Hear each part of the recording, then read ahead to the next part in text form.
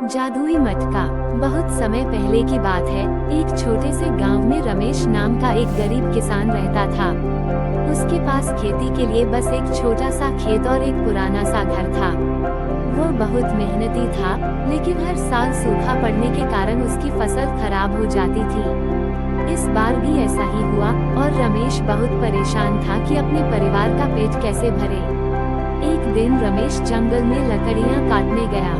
चलते चलते उसे एक पुराना कुआं दिखाई दिया, जो अब सूख चुका था। कुएं के पास एक बड़ा चमकता हुआ मिट्टी का मटका पड़ा था। उत्सुकता से उसने मटके को उठाया और उसे साफ किया। अचानक मटके के अंदर से एक हल्की रोशनी निकली और एक गूंजती हुई आवाज आई। मैं एक जादुई मटका हूँ।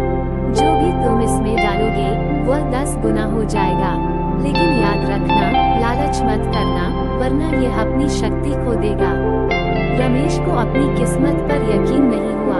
उसने पास में पड़ी एक छोटी सी लकड़ी मटके में डाली और जैसे ही उसने मटके में झांका, वहाँ 10 लकड़ियाँ पड़ी थीं। उसकी खुशी का ठिकाना न रहा। रमेश मटका लेकर अपने घर लौटा और सबसे पहले उसमें एक चावल का दाना डाला। देखते ही देखते 10 दाने हो गए। उसने धीरे धीरे और चीजें डालनी शुरू कर दी। गेहूं, फल, कपड़े, सब कुछ 10 गुना बढ़कर बाहर आता। कुछ ही हफ्तों में रमेश का घर धन और सोने चांदी से भर गया। अब वो गरीब नहीं रहा, बल्कि गांव का सबसे अमीर आदमी बन गया। लेकिन वह एक नेकदिल इंसान था। उसने गांव वालों की मदद करनी शुरू कर दी। भूखों को खाना खिलाता, जरूरतमंदों को कपड़े देता और गांव में नए कुएं खुदवाने लगा। पूरा गांव खुशहाल हो गया। ये सब देखकर रमेश का पड़ोसी हरिराम जलने लगा। वह पहले से ही काफी लालची था। एक दिन उसने किसी तरह मटका चुरा लिया और अपने घर ले गया। उसने तुरंत उसमें सोने की एक छोटी सी मूर्ति डाली और 10 मूर्तियां बाहर आ गईं। उसकी आंखें लालच से चमक उठी।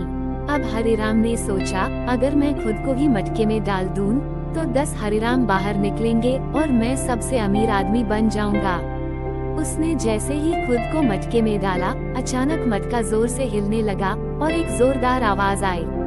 और अगले ही पल मटका और हरिराम दोनों गायब हो गए। किसी ने फिर उन्हें कभी नहीं देखा। रमेश को जब ये पता चला, तो उसने दुखी होकर मटके को गांव के मंदिर में रख दिया, ताकि कोई और लालच में न फंसे। लेकिन धीरे धीरे मटका अपनी जादुई शक्ति खो बैठा और एक साधारण मिट्टी का घड़ा बन गया। इस घटना के बाद गांव के लोग और रमेश समझ गए कि मेहनत और ईमानदारी ही असली धन है। उन्होंने मिलजुल कर खेती करनी शुरू की और गांव हमेशा खुशहाल बना रहा। सीख: लालच बुरी बला है और सच्चा सुख मेहनत और ईमानदारी में ही होता है।